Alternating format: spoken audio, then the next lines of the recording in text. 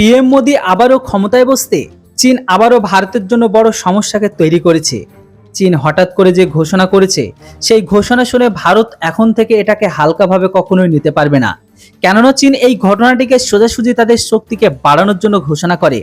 চলুন বলে দিই আপনাদের যে চীন এমন কি ঘোষণা করলো যেটিতে ভারত অনেক চিন্তিত। সবকিছু জানাবো আজকের এই ভিডিওটিতে। তার আগে ছোট্ট রিকোয়েস্ট আপনাদের কাছে, চ্যানেলটিতে নতুন হলে সাবস্ক্রাইব আর প্রতিবারের মতো ভিডিওটিকে একটি লাইক করুন, কারণ আপনার ছোট্ট লাইক কমেন্ট শেয়ার আমাকে ইন্সপায়ার করে এরকম টাইপের ভিডিও আপনাদের সামনে নিয়ে আসার জন্য। চলুন সবকিছু জানার ডিটেলসে। বন্ধুরা, আপনাদের বলে দিই যে চীন কি এমন ঘোষণা করলো যেটি ভারতের জন্য এখন একটি বড় চ্যালেঞ্জ। যেমনটা বন্ধুরা, ভারত এবছর মানে 2024 সালে নিজেদের স্বদেশী পঞ্চম প্রজন্মের ফাইটার জেট অ্যামকাকে মঞ্জুরি দিয়ে দিয়েছে। এটা আমাদের সব থেকে বড় পড়শিদের শত্রু চীন তাদের নামের যে 5th জেনারেশনের ফাইটার জেট J-20 আছে সেটিকে নিয়ে একটা তারা বড় ঘোষণা করে।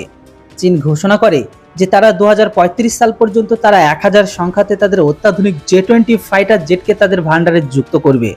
যতদিন পর্যন্ত ভারতের স্বদেশী আমকা আকাশে ওড়া শুরু করবে ততদিন পর্যন্ত চীনের বায়ুসেনার কাছে 1000-এর সংখ্যায় J-20 ফাইটার জেট থাকবে। এটা ছাড়াও চীন তাদের সামনে 10 বছরের মধ্যে J-31কেও প্রায় 200টির মতো তাদের ভান্ডারে যুক্ত করার ঘোষণা করেছে। মানে 2035 সাল পর্যন্ত চীনের কাছে চীনের হিসেবে প্রায় 1200টি সংখ্যায় পঞ্চম প্রজন্মের ফাইটার জেট মজুদ থাকবে।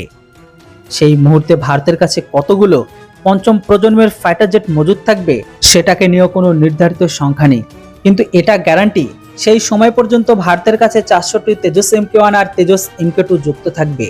কিন্তু সেই হিসেবে দেখলেও ভারতকে তেজস MK-2কে আরও সংখ্যা বাড়াতে হবে, কেননা এই মুহূর্তে আমাদের শত্রু শুধু চীন নয়, বরং আমাদের আরও একটি পড়শি দেশ পাকিস্তানকে নিয়ে আছে। কিন্তু এটার কোনো নিশ্চয়তা নেই ভারতের কাছে ততদিন পঞ্চম প্রজন্মের ফাইটার জেট থাকবে কিনা, কেননা ভারতের সবকিছুই স্লো। ভারতের পুরনো একটা ইতিহাস রয়েছে, যতদিন পর্যন্ত না ভারত মার না খাচ্ছে ততদিন পর্যন্ত ভারত সেই জিনিসটার উপর গুরুত্বই দেয় না, আর না সেটা নিয়ে ভাবে। আপনাদের কি মনে হয় বন্ধুরা, ভারতকে 2030 সাল পর্যন্ত কোনো পঞ্চম প্রজন্মের ফাইটার জেট নিজেদের ভান্ডারে যুক্ত করতে পারবে? তো আমার তো মনে হয় একদমই না। আর যদি পারে তবু হয়তো কিছু সংখ্যায়। বন্ধুরা, এর উপর আপনাদের কি মতামত সেটি অবশ্যই কমেন্ট বক্সে লিখে জানান। যে চীনের J-20-র প্রেসারকে বানাতে পারবে কিনা ভারতের উপর, না সবটাই গল্প? আপনাদের কি মতামত অবশ্যই কমেন্ট করে লিখতে কেউ ভুলবেন না। Thanks for watching. জয় হিন্দ, বন্দে মাতরম।